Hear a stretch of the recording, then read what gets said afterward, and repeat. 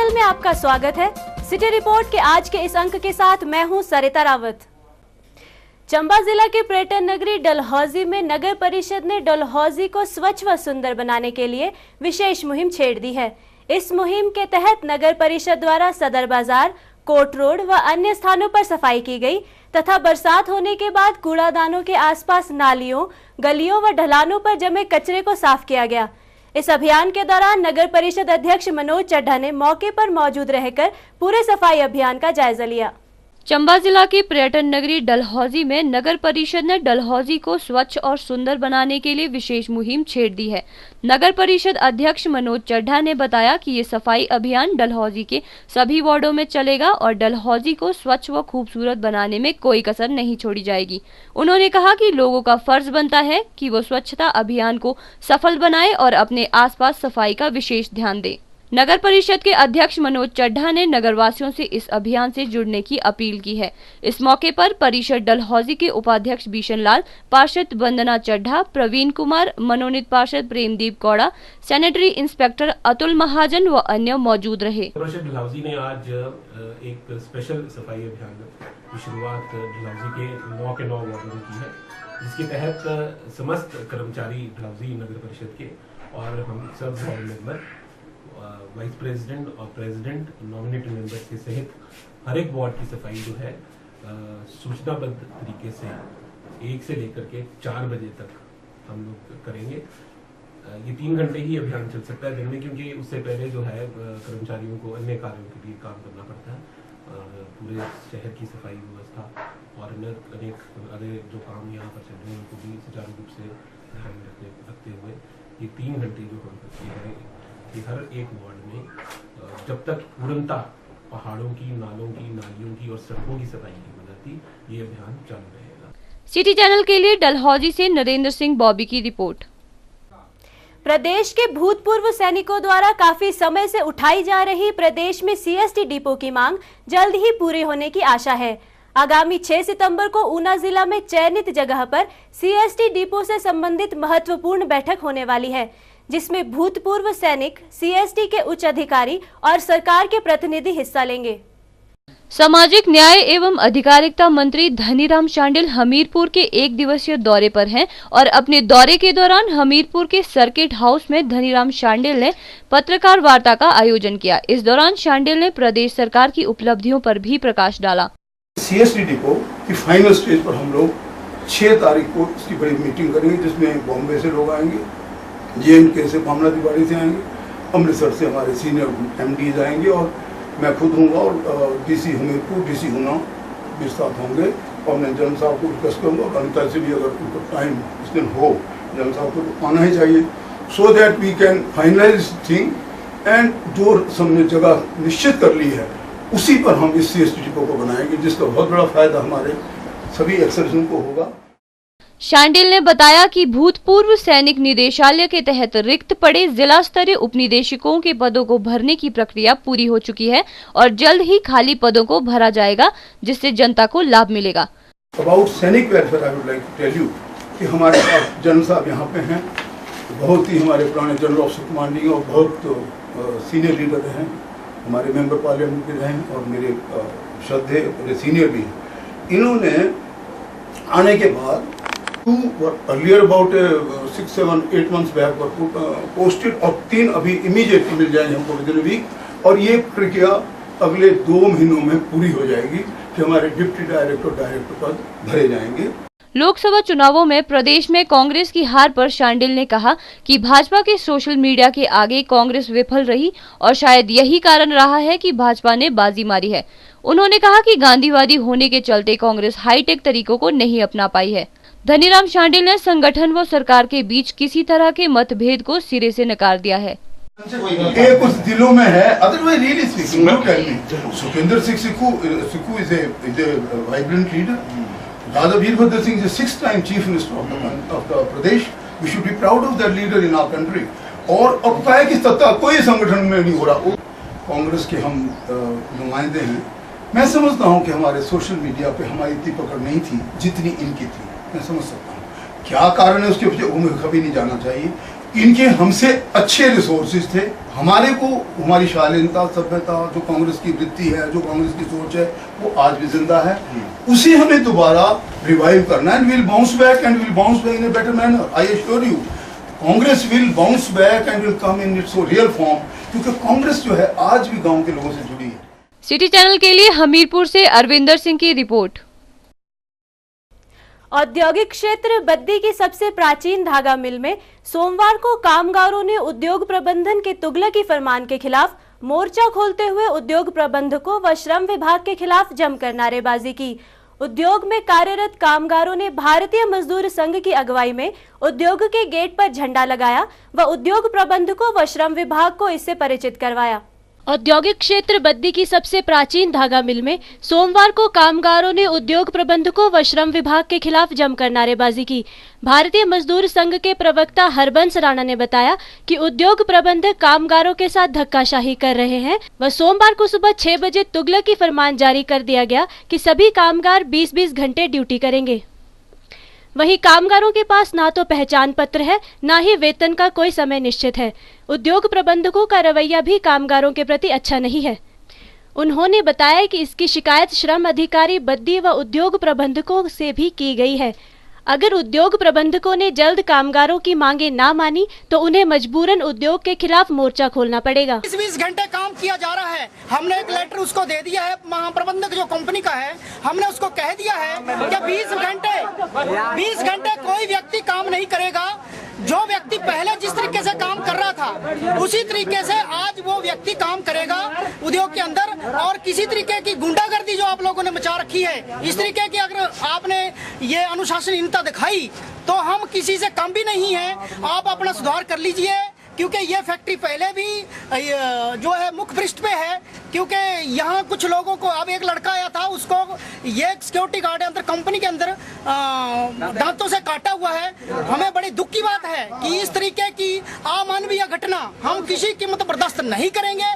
अगर इस तरीके की घटना कभी कहीं किसी के व्यक्ति के साथ और किसी कामगार के साथ हुई तो हरबंस राणा और बीबीएन के अध्यक्ष और भी लोग जो हैं वो सारे इकट्ठे होकर के इस फैक्ट्री का घेराव करेंगे। दूसरी ओर बीबीएन मजदूर संघ के अध्यक्ष हितेंद्र सोनू ने भी कामगारों की समस्याओं को लेकर उद्योग प्रबंधकों से मुलाकात कर उनकी मांगों को जल्द पूरा करने की मांग की। उन्होंने कहा कि कामगारों की सुविधाओं के साथ साथ उतना ही काम लिया जाए जितनी उनकी क्षमता है, और वो आपकी हर एक मांग मांगने को तैयार है। ठीक है, और हम आपके साथ कोई भी ऐसी जाति नहीं होने देंगे कि आपको वो कुछ भी बोल दे, वादा करे और पूरा ना करे। तो हम आपके बिल्कुल साथ हैं, आपको कोई घबराने की जरूरत नहीं है। और हमने आपकी सारी मांगे पूरी जो रखी हैं उनके आगे वो मानने के लिए तैयार है। पहले थोड़ी आनाकानी कर रहे थे, लेकिन जब हमने बोला कि आपकी ये कंपनी में काम नहीं होगा तो फिर मान गए वो। उद्योग में कार्यरत कामगारों का कहना है कि सुविधाओं के नाम पर ना तो यहाँ कैंटीन की व्यवस्था है और ना ही कामगारों को समय पर वेतन मिलता है। उन्होंने कहा कि श्रम विभाग के साथ मिलकर कामगारों का सरेआम शोषण हो रहा है। मेरे को बोला तो यहाँ पे मेरे को पकड़ के काट दिया मेरे को और दौड़ के चला गया। किस बात के लिए काटा? अब हम लोग को पेमेंट को बढ़ाने दे रहा था 10 तारीख को, वो कर दिया 16 तारीख को। और कोई तरह का हम लोग काम करवाता है यहाँ पे, और हम कल बोलते 20 घंटा करेगा। 20 घंटा कौन करेगा? 16 घंटा चलते 16 घंटा करेंगे, मर जाएंगे नहीं 20 घंटा करेंगे तो। ये लोग ऐसे नोटिंग करते और बोलते हैं तो यहाँ पे अंदर घुसे मारते हैं हम लोग को, ऐसे करते हैं, बोलते हैं हिसाब कर देंगे, एक कर देंगे, वो कर देंगे, ऐसे बोलते होते हैं हम लोग। हम लोग सब यहाँ पे कह दिए क्या? हम लोग काम करते कुत्ते हैं यहाँ पे, और गेट के बाद बोलते हैं कि पास लेके जाओ, कार देके। सिटी चैनल के लिए बद्दी से आदित्य चड्ढा की रिपोर्ट। सोलन के ठोडो ग्राउंड में आयोजित 10 दिवसीय ग्रीष्मोत्सव का सोमवार को समापन हो गया। कार्यक्रम में युवक और युवतियों ने रैंप पर कैट वॉक कर खूब जलवे बिखेरे। मॉडलिंग में तानिया को मिस सोलन और अनमोल को मिस्टर सोलन चुना गया। कार्यक्रम में हिंदी गायक कुमार साहिल सहित अन्य कलाकारों ने भी अपनी प्रस्तुतियों से खूब समा बांधा। ग्रीष्मोत्सव की अंतिम सांस्कृतिक संध्या पर एसपी सोलन रमेश छाजटा ने बतौर मुख्य अतिथि शिरकत की। सोलन के ठोडो ग्राउंड में हिम फ्रेंड्स क्लब द्वारा 10 दिनों तक चलने वाले ग्रीष्मोत्सव की 10वीं व अंतिम संध्या मॉडलिंग व हिंदी गायक कुमार साहिल के नाम रही। मॉडलिंग में इस वर्ष तानिया मिस सोलन व अनमोल मिस्टर सोलन रहे। मिस सोलन में प्रथम रनर अप पूनम और सेकंड रनर अप का खिताब अनुष्का को दिया गया। वहीं लकी प्रथम मिस्टर रनर अप रहे और सिद्ध द्वितीय रनर अप रहे। वहीं बेस्ट वॉक का खिताब सवनीत के नाम रहा, जबकि बेस्ट पर्सनैलिटी में अप्रीत गुप्ता ने बाजी मारी। बेस्ट फिगर का खिताब शिखा को मिला। ठोडो ग्राउंड में चल रहे ग्रीष्मोत्सव की 10वीं व अंतिम संध्या में एसपी सोलन रमेश छाजटा ने बतौर मुख्य अतिथि शिरकत की। अंतिम संध्या के दौरान सोलन जिला के युवतियों व युवकों ने रैंप पर कैटवॉक कर उपस्थित लोगों का मन मोह लिया। वहीं क्षेत्र की छोटी बालाओं ने भी एक से बढ़कर एक हिंदी गानों पर डांस प्रस्तुत किया। कार्यक्रम के दौरान एसपी सोलन रमेश छाजटा व उनकी पत्नी जया छाजटा ने भी हिंदी व पहाड़ी गाने प्रस्तुत कर समारोह में 4 चांद लगा दिए। आखिरी संध्या में कुमार साहिल ने अपनी प्रस्तुतियां देकर खूब समा बांधा।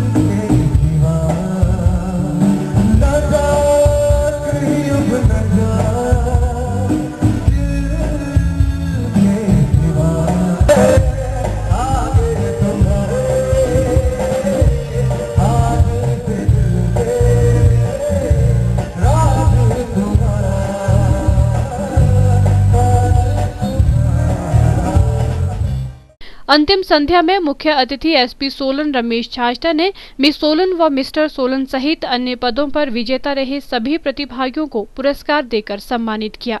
मिस सोलन रही तानिया ने कहा कि मिस सोलन का खिताब जीतकर उन्हें गर्व महसूस हो रहा है। Tanya Kapila and I'm from Solon and I'm really proud to be part of this function and to be a winner of this function. SP Solan Ramesh Chhajta ने सोलन के ठोडो ग्राउंड में हिम फ्रेंड्स क्लब द्वारा आयोजित किए गए ग्रीष्मोत्सव के लिए सभी सदस्यों को बधाई दी और कहा कि ऐसे कार्यक्रम समय समय पर होने चाहिए। इन कार्यक्रमों के आयोजनों से ही युवा वर्ग अपनी छिपी प्रतिभाओं को सामने ला सकते हैं। सोलन द्वारा ग्रीष्मोत्सव का अंतिम दिन था। मेरा सौभाग्य है कि मुझे इन्होंने समापन समारोह में आने का मौका दिया। आज की प्रतियोगिताएं बहुत ही रोचक थी। जिस तरह से नौजवानों ने मॉडलिंग में पार्टिसिपेट किया, उनका अंदाज और उनका आत्मविश्वास देखने लायक था। आजकल के युवा बहुत कॉन्फिडेंट है और मैं उम्मीद करता हूं कि इनका विश्वास समाज में सकारात्मक सहयोग और सहभागिता निभाएगा।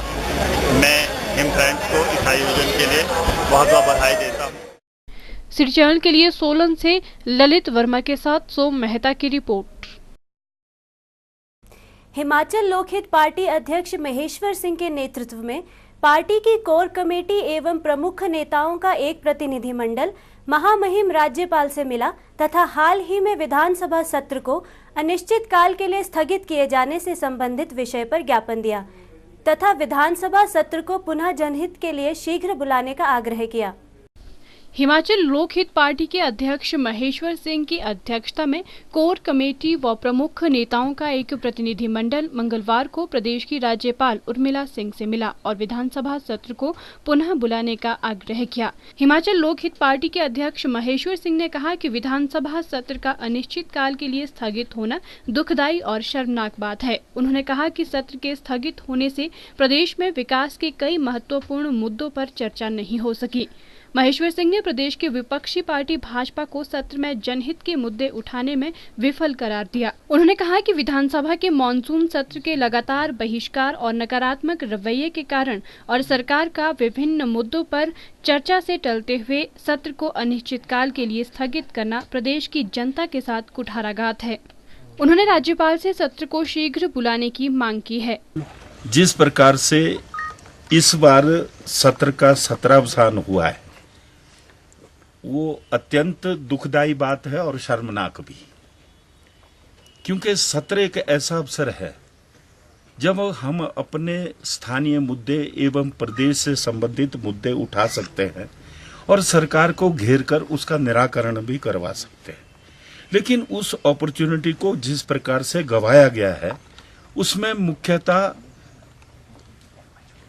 जो दायित्व था वो भारतीय जनता पार्टी का था, क्योंकि वो मुख्य विपक्षी दल है कि इन मुद्दों को उठाकर सरकार को घेरते, ना कि नारेबाजी करके और गतिरोध पैदा करके एक सरकार को ऐसा अवसर दिया कि सरकार उन सारे मुद्दों से घिरने से बच गई। और जहां तक सरकार का संबंध है, ये भी सत्यता है कि सरकार इन सारी बातों को लेकर सत्र को ना चला सकी, उसमें कहीं ना कहीं उनका भी दोष पाया जाता है। इसलिए हम राज्यपाल महोदय से ये मांग करने आए थे कि सत्र के 10 दिन बचते थे और जिस प्रकार से सत्र को अब साइनडाई कर दिया है, अब आपके अधिकार क्षेत्र में है, इनको निर्देश दिया जाए कि सत्र दोबारा बुलाया जाए। महेश्वर सिंह ने कहा कि रिटेंशन पॉलिसी और लोकायुक्त सत्र में पारित तो हो गए, लेकिन उस पर चर्चा नहीं हो पाई। रिटेंशन पॉलिसी मेहनत करके विधानसभा की समिति ने, सेलेक्ट कमेटी ने तैयार करके दी, सरकार ने उसको इंट्रोड्यूस कर दिया, उस पर भी चर्चा नहीं हो सकी। फिर आपका लोकायुक्त विधेयक एक तरफ पुराना निरस्त हो गया, नया इंट्रोड्यूस हो गया, परंतु नए पर चर्चा नहीं हो सकी। यह परम आवश्यक था। रूसा जैसी बात जिस पर चर्चा उठाई भी विपक्ष ने और फिर एब्सटेन भी कर गए, फिर उठाई काय को थी। अगर आप उस मुद्दे को उठाते हैं, आपका नंबर लग गया, शायद कोई और विधायक भी उठा सकता था, तो फिर चर्चा आरंभ करना आपका काम था। सरकार के उत्तर से संतुष्ट ना होते तब वॉकआउट बनता है, लेकिन अपने ही दिए हुए मसलों पर भी चर्चा ना करवाना, इस प्रकार की जो स्थिति उत्पन्न हुई है, इसलिए हमने मांग की है कि सत्र को दोबारा बुलाया जाए। और हिमाचल एक ऐसी इस वक्त ज्वलंत समस्याओं से घिरा हुआ है, क्योंकि अगर हम रेन डैमेजेस पर भी चर्चा करते तो सरकार के हाथ मजबूत करके केंद्र से कुछ लेने में सफल होते। आज हम खाली बैठे हैं। सिटी चैनल के लिए शिमला से विक्रम कुमार के साथ लक्ष्मी ठाकुर की रिपोर्ट। मुख्य संसदीय सचिव एवं रामपुर के विधायक नंदलाल ने रामपुर में विकास कार्यों को लेकर एक समीक्षा बैठक का आयोजन किया।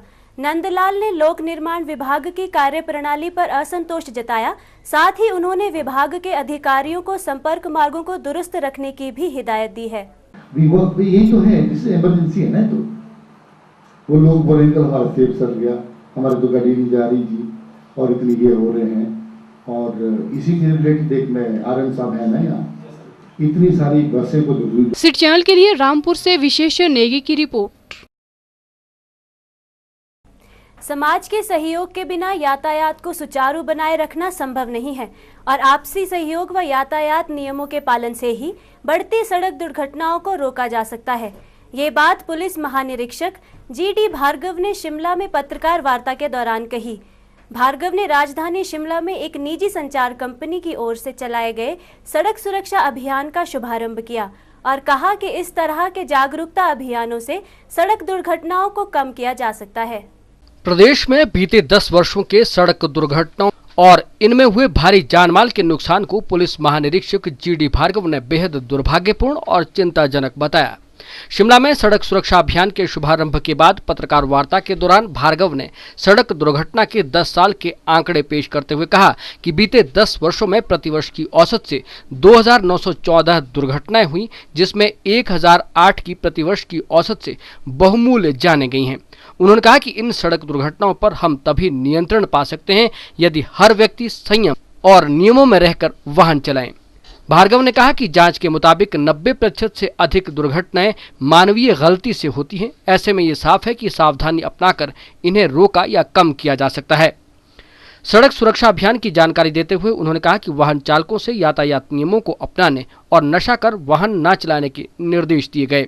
दुर्घटनाओं को रोकने के लिए उन्होंने कहा कि यातायात पुलिस को विनम्रता के साथ तो पेश आना चाहिए, लेकिन नियमों को सख्ती से लागू करने की भी जरूरत है। उन्होंने कहा कि सीट बेल्ट लगाने, हेलमेट डालने और तीव्र गति से वाहन न चलाने जैसी आदतों को अपनाकर हम अपनी और दूसरों की जान बचा सकते हैं। जहाँ तक एक्सीडेंट्स के जो कारण हैं और जो डाटा सामने आया है उसमें तो यही है कि जो मैकेनिकल फेल्योर है वो बहुत कम केसेस में रिस्पॉन्सिबल है। जो ज़्यादा एक्सीडेंट्स का कारण है वो है ह्यूमन एरर, ह्यूमन नेग्लिजेंस। अब ह्यूमन नेग्लिजेंस जो है उसको कंट्रोल करने के लिए हर एक व्यक्ति को अपने ऊपर नियंत्रण करना पड़ेगा, अपने ऊपर डिसिप्लिन लगाना पड़ेगा और साथ ही it can not be a one way affair, it has to be two way. So जो एनफोर्समेंट एजेंसीज हैं उनको भी थोड़ा सख्ती के साथ और थोड़ा ज़्यादा टाइम के लिए उसको इम्प्लीमेंट करना पड़ेगा। जो पैम्फलेट्स बांटे गए उसमें लोगों को आग्रह किया गया कि वह गाड़ी चलाते समय सीट बेल्ट का प्रयोग करें, हेलमेट का प्रयोग करें और उनको ये भी कहा गया कि जो लोग पीछे बैठे होते हैं गाड़ी में या जो स्कूटर पे, टू व्हीलर पे पीछे बैठे होते हैं उनके लिए सीट बेल्ट का लगाना या हेलमेट का पहनना बहुत ज़रूरी है। इसी तरह से ये मैसेज भी दिया गया कि जो ये है ड्राइविंग और ड्रिंकिंग को वो मिक्स ना करें और इसके साथ साथ जो गति सीमा निर्धारित की गई है वो उसी सीमा के अंदर गाड़ी चलाएं। उच्च अधिकारियों और ऊंची पहुंच रखने वाले लोगों द्वारा नियमों को ताक पर रखकर वाहन चलाने पर कार्रवाई संबंधी पूछे गए प्रश्न के जवाब में उन्होंने कहा कि समाज के हर व्यक्ति को अपनी जिम्मेदारी और दायित्व को समझना होगा। सिटी चैनल के लिए शिमला से राजेंद्र काली के साथ राकेश शर्मा की रिपोर्ट। प्रदेश कर्मचारी महासंघ की गुटबाजी के समाप्त होने के बाद अब कर्मचारी महासंघ में पदोन्नति की होड़ तेज हो गई है। प्रदेश अराजपत्रित कर्मचारी महासंघ की कर्मचारी नेत्री सुनीता ठाकुर ने महासंघ में महिला कर्मचारी को उपाध्यक्ष के पद पर नियुक्त करने की मांग उठाई है। सुनीता ठाकुर ने कहा कि यदि उनके अलावा किसी अन्य महिला को उपाध्यक्ष बनाया जाता है तो उसका भी वो समर्थन करेंगी। उन्होंने महासंघ की गुटबाजी को खत्म करने के लिए मुख्यमंत्री वीरभद्र सिंह का आभार व्यक्त किया। पांगी बरमोर से लेकर जिला लाहौल स्पीति से लेकर जो कार्य कर रहे हैं जिला से वाईजी नेगी अगर मेरे इसमें बोल रहे हैं और सीएम साहब का हमने धन्यवाद किया ऐसे जोगटा के लिए और मनकोटिया जी के लिए। तो लेकिन कई लोगों को ये भी लगा होगा कि हमने ये जो पत्रकार वार्ता की है वो उसके बाद हमने की है, पर हमारा मानना ये नहीं था कि हम वो पत्रकार वार्ता इसलिए करें, लेकिन ये ऑलरेडी डिसाइडेड था। अब आज जो हमारा पत्रकार वार्ता का जो मेन मकसद था वो सिर्फ खाली इतना था कि हम लोग जो है या जो मेरे समर्थक है या जो मेरे लिए लोग काम कर रहे थे वो बार बार सीएम साहब से जाके मिल रहे थे और वो ये कह रहे थे कि महिला के लिए स्थान दिया जाए, महिला के लिए स्थान दिया जाए। तो महिला के स्थान के लिए हमने बार बार लिखा भी, डेफिनेटली मिलना चाहिए सर। और मेरा डिमांड ये भी नहीं है कि मुझे प्रतिनिधित्व मिले, जिसको भी प्रतिनिधित्व मिले सर सारी महिलाएं उनके साथ चलेंगी, जिसको भी मिले जो भी हो, लेकिन खाली ये ना हो कि वो हेल्थ डिपार्टमेंट से हो, लेकिन वो दूसरे विभाग से हो। सिटी चैनल के लिए शिमला से विक्रम कुमार के साथ लक्ष्मी ठाकुर की रिपोर्ट। शिमला के राजकीय कन्या महाविद्यालय में अंतर महाविद्यालय की महिला व पुरुष की 3 दिवसीय टेबल टेनिस प्रतियोगिता का आयोजन किया जा रहा है। इस प्रतियोगिता में प्रदेश के विभिन्न कॉलेजों के 27 टीमों के खिलाड़ी भाग ले रहे हैं। प्रतियोगिता का शुभारंभ हिमाचल प्रदेश विश्वविद्यालय के शारीरिक शिक्षा एवं युवा मामले के निदेशक डॉक्टर रमेश चौहान ने किया। प्रतियोगिता के समापन मौके पर प्रदेश विश्वविद्यालय के कुलपति एडीएन वाजपेयी बतौर मुख्य अतिथि शिरकत करेंगे। राजकीय कन्या महाविद्यालय में अंतर महाविद्यालय की 3 दिवसीय टेबल टेनिस प्रतियोगिता में प्रदेश भर से 27 टीमें भाग ले रही हैं, जिनमें 18 टीमें लड़कों की और 9 टीमें लड़कियों की है। प्रतियोगिता का शुभारंभ हिमाचल प्रदेश विश्वविद्यालय के शारीरिक शिक्षा एवं युवा मामलों के निदेशक डॉक्टर रमेश चौहान ने किया। आरकेएमवी की प्रधानाचार्य मीरा वालिया ने जानकारी देते हुए बताया कि विश्वविद्यालय से प्रदेश भर के महाविद्यालयों को इस तरह की प्रतियोगिता करवाने के मौके दिए जाते हैं। इस बार विश्वविद्यालय द्वारा आरकेएमवी को ये मौका दिया गया है और आरकेएमवी की यही कोशिश है कि इस प्रतियोगिता का आयोजन बेहतरीन तरीके से किया जाए। हमारे जीवन में खेलों का बहुत महत्व है और स्टूडेंट्स में हम ये कोशिश करते हैं ये भावना जागृत करने की कि पढ़ाई के साथ साथ उनके लिए एक्सरसाइज भी और खेलों के लिए ये समय समय पर विभिन्न आयोजन जो किए जाते हैं ये कितने फ़ायदेमंद हैं। और इन आयोजनों से हमें ये फ़ायदा होता है स्टूडेंट्स को रादर कि वो फ्यूचर में जो एडमिशन्स लेते हैं तो उनको स्पोर्ट सीट्स की जो वेटेज है वो भी मिल जाती है और उन्हें बहुत आगे जो बढ़ के इन खेलों में हिस्सा लेने से बहुत फ़ायदा होता है जीवन में और साथ ही वो चुस्त भी रहते हैं और स्मार्ट भी बने रहते हैं। साथ ही हमें भी कॉलेज में बहुत अच्छा लगता है कि कभी कभी पढ़ाई से हटकर हम कुछ और काम भी कर रहे हैं। कार्यक्रम के मुख्य अतिथि डॉक्टर रमेश चौहान ने कॉलेज में उपस्थित छात्र छात्राओं को संबोधित करते हुए कहा कि अगर विद्यार्थी खेलों में अच्छी जगह पा लेते हैं तो उनके व्यक्तित्व में भी निखार आता है और वो लोगों के लिए नायक की तरह होते हैं। खेलों में भाग लेने से विद्यार्थी मानसिक और शारीरिक रूप से स्वस्थ तो रहते ही है और साथ ही खेलों के क्षेत्र में अपना भविष्य भी बना सकते हैं। अगर आप अपने खेलों में अच्छी पोजीशन रखते हैं या अच्छे आपके मेडल आते हैं तो आपको जो है लोग पहचानते हैं, क्योंकि आजकल मीडिया इतना हो चुका है कि हर खिलाड़ी को लोगों ने पहचानना शुरू कर दिया है। पहले हम क्रिकेट तक ही सीमित थे, लेकिन आपने देखा होगा अभी कुछ ही दिनों पहले प्रो कबड्डी चैंपियनशिप खत्म हुई है, उसमें छोटे छोटे खिलाड़ी, छोटे छोटे गांव से आए खिलाड़ी थे, आज उनको भी जो है मीडिया ने हीरो बना दिया है। सिर्फ वो अगर हीरो बने तो सिर्फ अपने खेल प्रदर्शन के आधार पर, और उसमें जो हमें खुशी हो रही है कि हमारे 2 हिमाचल के खिलाड़ी उस प्रतियोगिता में भाग ले रहे थे, एक अजय ठाकुर और दूसरे रोहित राणा जी, और ये दोनों खिलाड़ी हमारी यूनिवर्सिटी को रिप्रेजेंट कर चुके हैं। सिटी चैनल के लिए शिमला से विक्रम कुमार के साथ रेशमा कश्यप की रिपोर्ट। जिंदगी में अगर किसी लक्ष्य को पूरा करना है तो दृढ़ इच्छा शक्ति और कठिन परिश्रम ही उस राह को आसान बना देती है।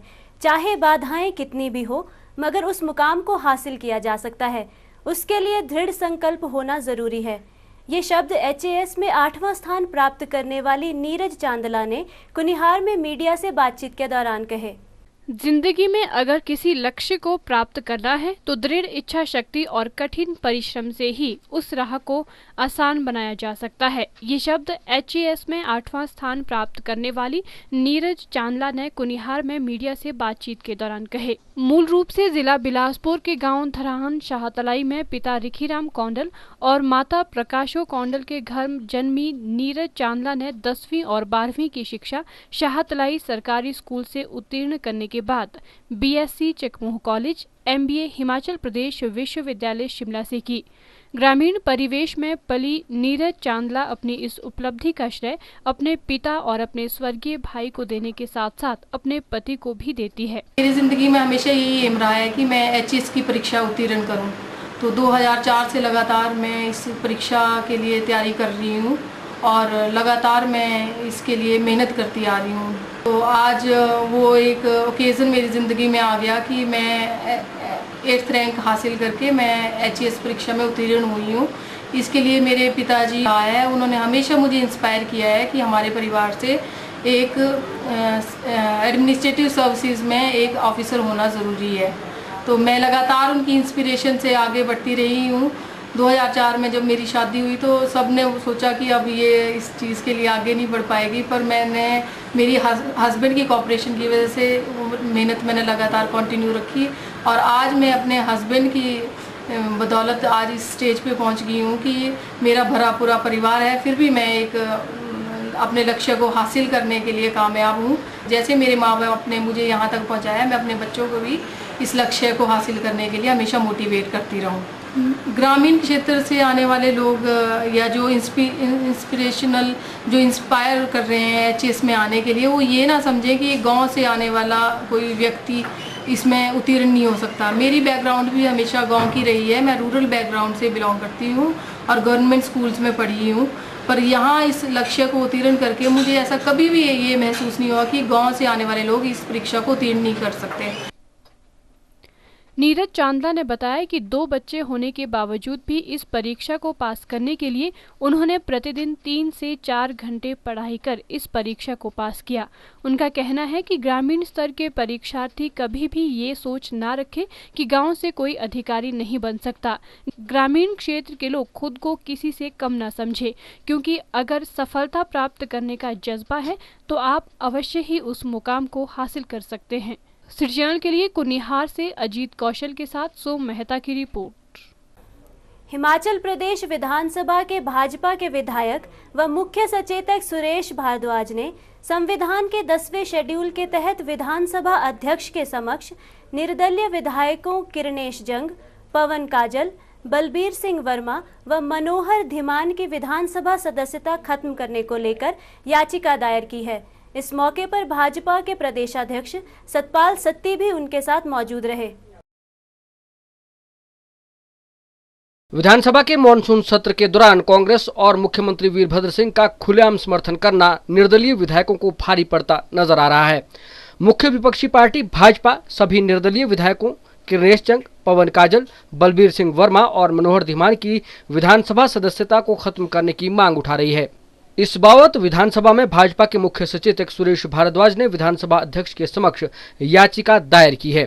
विधायक सुरेश भारद्वाज ने मीडिया से बात करते हुए कहा कि जनता ने सभी राजनीतिक दलों को नकारते हुए प्रतिवादियों को निर्दलीय चुनकर भेजा है, परंतु ये चारों प्रतिवादी अपने आप को निर्दलीय न रखकर कांग्रेस के साथ मिल गए हैं। विधानसभा के भीतर और बाहर इन निर्दलीय विधायकों का आचार और व्यवहार बिल्कुल कांग्रेस का ही है। ये अपने आप को कांग्रेस विधायक ही मान रहे हैं। उन्होंने कहा कि मुख्यमंत्री वीरभद्र सिंह भी इन प्रतिवादियों को अपना कांग्रेस सदस्य ही मानते हैं। हिमाचल प्रदेश विधानसभा के लिए 2012-13 का जो चुनाव हुआ है उसमें 4 विधायक जो हैं वो निर्दलीय रूप में चुन करके आए हैं। श्री पवन काजल जी, मनोहर धीमान जी, बलबीर वर्मा जी और किरणेश जंग जी। मैंडेट इनको निर्दलीय प्रत्याशी के रूप में मिला है, क्योंकि बाकी जो पार्टियों के प्रत्याशी थे उनको ये हरा करके आए हैं। संविधान का जो 10वां अनुच्छेद है उसके मुताबिक कोई भी निर्दलीय जब चुन करके आता है तो वो 5 साल तक किसी भी पॉलिटिकल पार्टी को ज्वाइन नहीं कर सकता है। लेकिन इन चारों विधायकों ने कांग्रेस पार्टी का पहले तो नाम को एसोसिएट मेंबर होते थे, लेकिन अब ये कार्य के रूप में भी और लिखित रूप में भी कांग्रेस के सदस्य बन गए हैं। इन्होंने स्वयं जो है वो लिख करके दिया है कि ये कांग्रेस पार्टी के एसोसिएट मेंबर हैं। तो जब पार्टी का कोई मेंबर जो है वो निर्दलीय प्रत्याशी बन जाता है, निर्दलीय जो विधायक चुन करके आया है और वो उनकी एक्टिविटीज में भाग लेना शुरू कर देता है तो वो उस पार्टी का सदस्य हो जाता है। हमने मांग की है स्पीकर महोदय से कि इन चारों विधायकों को डिस्क्वालीफाई किया जाए। संविधान के जो प्रोविजंस हैं उनको इन्होंने वायलेट किया है, इसलिए ये निर्दलीय विधायक के रूप में विधानसभा में रहने के योग्य नहीं है। इस बात की पिटीशन जो है वो आज माननीय अध्यक्ष विधानसभा को जो है वो सौंपी गई है। सुरेश भारद्वाज ने कहा कि इन चारों निर्दलीय विधायकों ने संविधान के अनुच्छेद 10 का उल्लंघन किया है और अब वो विधानसभा के सदस्य रहने के योग्य नहीं है। उन्होंने कहा कि भाजपा ने विधानसभा अध्यक्ष से प्रार्थना की है कि इन चारों प्रतिवादियों की विधानसभा की सदस्यता रद्द कर दी जाए। इस मौके पर भाजपा के मुख्य सचेतक सुरेश भारद्वाज के साथ प्रदेश भाजपा के अध्यक्ष सतपाल सत्ती और विधायक महेंद्र सिंह ठाकुर व रणधीर शर्मा भी मौजूद थे। सिटी चैनल के लिए शिमला से विक्रम कुमार के साथ राकेश शर्मा की रिपोर्ट। सोलन शहर में जगह जगह पड़े कूड़े के ढेर से जहां आसपास का वातावरण दूषित हो रहा है, वहीं यहां से गुजरने वाले लोगों को भी भारी परेशानी का सामना करना पड़ रहा है। जहां तहां फैली गंदगी से एक ओर शहर की सुंदरता धूमिल हो रही है, वहीं इससे बीमारियों के फैलने का भी खतरा बढ़ रहा है। शहर को कूड़ा मुक्त बनाने के उद्देश्य से शहरी विकास निदेशक जीएम पठानिया ने सोलन के पार्षदों, नगर परिषद के कर्मचारियों और शहर की विभिन्न सामाजिक संस्थाओं के लोगों के साथ बैठक की। बैठक में कूड़ा संयंत्र प्रणाली पर विचार विमर्श किया गया। साथ ही शहर को साफ सुथरा रखने के लिए समाज में रह रहे लोगों की भागीदारी पर भी बल दिया। हिमाचल प्रदेश शहरी विकास विभाग के निदेशक जीएम पठानिया ने कहा कि शहर को साफ सुथरा रखने की जिम्मेवारी केवल नगर परिषद की ही नहीं है। ये तभी संभव होगा जब प्रत्येक व्यक्ति इसमें अपनी भागीदारी सुनिश्चित करेगा। उन्होंने कहा कि सुंदरनगर, धर्मशाला सहित सोलन शहर को भी सॉलिड वेस्ट मैनेजमेंट प्रोजेक्ट में रखा गया है। इन शहरों में इस प्रोजेक्ट की सफलता के बाद अन्य शहरों को भी इसमें शामिल किया जाएगा।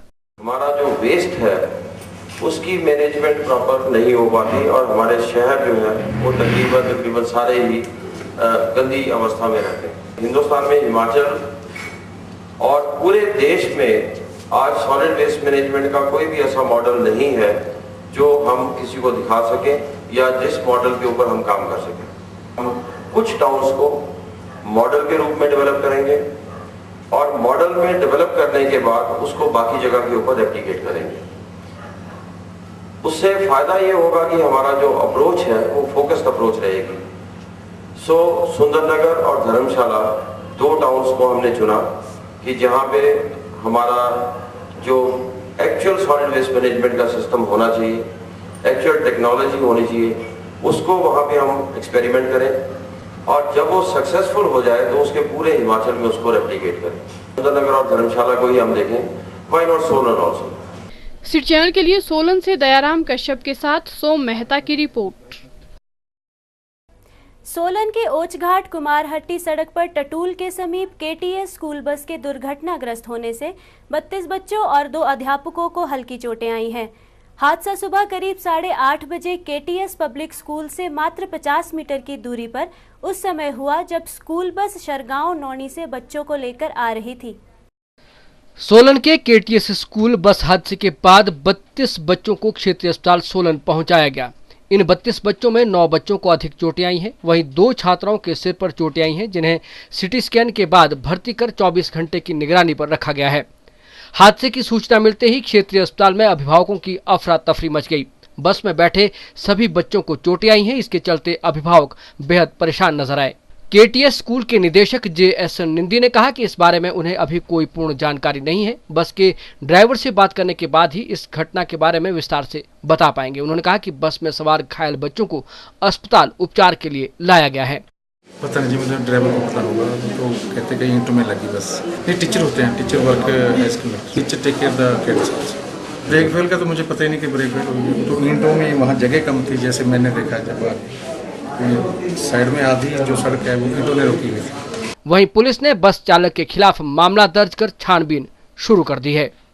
सिटी चैनल के लिए सोलन से दयाराम कश्यप के साथ सोम मेहता की रिपोर्ट। शिमला के सनातन धर्म मंदिर में राधा अष्टमी की खूब धूम रही। इस मौके पर बड़ी संख्या में स्थानीय लोग और श्रद्धालु माथा टेकने पहुंचे और सत्संग का आयोजन किया। सनातन धर्म मंदिर दिन भर कृष्ण भजनों से गुंजायमान रहा। सनातन धर्म सभा की ओर से इस मौके पर भंडारे का भी आयोजन किया गया। सनातन धर्म सभा द्वारा शिमला के सनातन धर्म मंदिर में 125वां राधा अष्टमी उत्सव मनाया गया। इस मौके पर सनातन धर्म मंदिर में राधा रानी का पूजन किया गया और उन्हें 56 भोग लगाए गए। इस मौके पर मंदिर में भजन कीर्तन का भी आयोजन किया गया, जिसमें लोगों ने मनमोहक भजनों से राधा रानी का गुणगान किया।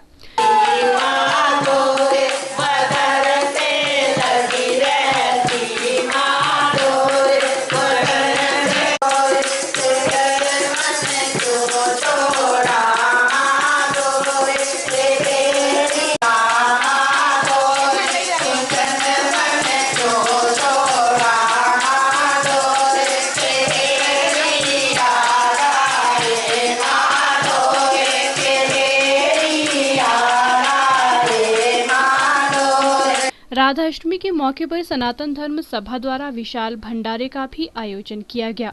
इस मौके पर सनातन धर्म सभा के अध्यक्ष अजय सूद ने कहा कि सनातन धर्म सभा द्वारा पिछले 125 वर्षों से इस उत्सव का आयोजन किया जाता है। 125वां वार्षिक राधा अष्टमी उत्सव मनाया जा रहा है और इसमें 56 भोग का प्रसाद जो है राधा रानी के चरणों में लगाया गया है और भंडारे का आयोजन किया जा रहा है और साथ में जो पंजीरी का प्रसाद वो बांटा जा रहा है। 125 सालों से ये लगातार चल रहा है। सिटी चैनल के लिए शिमला से विक्रम कुमार के साथ लक्ष्मी ठाकुर की रिपोर्ट।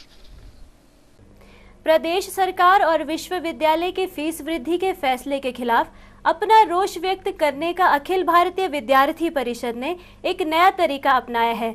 अखिल भारतीय विद्यार्थी परिषद ने मुंह पर काली पट्टी बांधकर और तालियों के साथ उपायुक्त कार्यालय के बाहर धरना प्रदर्शन किया। इस रणनीति के तहत आगामी 4 सितंबर को विद्यार्थी परिषद प्रदेश के सभी महाविद्यालयों में जूते पॉलिश कर अपना विरोध प्रदर्शन करेगी। प्रदेश सरकार और विश्वविद्यालय प्रशासन के फीस वृद्धि के फैसले के खिलाफ अखिल भारतीय विद्यार्थी परिषद ने उपायुक्त कार्यालय के बाहर मुंह पर पट्टी बांधकर और तालियां बजाकर धरना प्रदर्शन किया। परिषद ने दावा किया है कि यदि फीस वृद्धि को वापस नहीं लिया गया तो आगामी 4 सितंबर को प्रदेश भर के महाविद्यालयों के बाहर एबीवीपी के कार्यकर्ता जूते पॉलिश करेंगे और उससे इकट्ठे पैसों से छात्रों की फीस भरेंगे। परिषद के राष्ट्रीय कार्यकारिणी के सदस्य बाबूराम ने मीडिया से बात करते हुए बताया कि सरकार के कानों तक उनकी आवाज नहीं पहुंच पा रही है, इसीलिए तालियां बजाकर और मुंह पर पट्टी बांधकर रोष व्यक्त कर रहे हैं। उन्होंने कहा कि आगामी दिनों में अनशन भी किए जाएंगे। प्रदेश सरकार अपने तानाशाही रवैये और विश्वविद्यालय प्रशासन जो है अपना तानाशाही रवैया जिस प्रकार से अपनाया हुआ है वो हमारी बात सुन नहीं रही है। हम संकेत के माध्यम से ये दिखाना चाह रहे हैं कि अगर आप हमारी बात नहीं सुन रहे, हम तालियों की गड़गड़ाहट के साथ आपको ये बताना चाह रहे हैं कि हम गूंगे ही हैं आपकी नज़रों में, और यह बताना चाह रहे हैं कि आप अपने निर्णय को बिल्कुल अभी वापस लें ताकि आम छात्रों के ऊपर जो आर्थिक बोझ डला है वो वापस हो सके। 4 तारीख को अखिल भारतीय विद्यार्थी परिषद ने तय करा है कि हर महाविद्यालय में जो भी प्रसिद्ध चौक है वहाँ पर वो जूता पॉलिश करेगी और फीस भरेगी। उसके लिए डिमांड ड्राफ्ट हम लोग कुलपति के नाम और माननीय मुख्यमंत्री जी के नाम करेंगे। जिस प्रकार से उन्होंने कहा रिसोर्स जनरेट करने की बात वो लोग कह रहे हैं, तो हम लोग कह रहे हैं कि अगर आप लोग विश्वविद्यालय के विद्यार्थियों के पैसों से जेब से पैसा निकालना चाह रहे हो तो अखिल भारतीय विद्यार्थी परिषद का मानना है कि विद्यार्थियों को काम करना पड़ेगा और काम के साथ साथ क्या करना पड़ेगा, जूता पॉलिश करने का काम हम लोग 4 तारीख को करेंगे। उसके आगे की जो रणनीति है वो भी हम लोग आप लोगों के मध्य में रखेंगे। सिटी चैनल के लिए शिमला से राजेंद्र काली के साथ रेशमा कश्यप की रिपोर्ट। सिटी रिपोर्ट के आज के इस अंक में बस इतना ही। प्रदेश भर की जानकारी के लिए देखते रहिए सिटी चैनल। नमस्कार।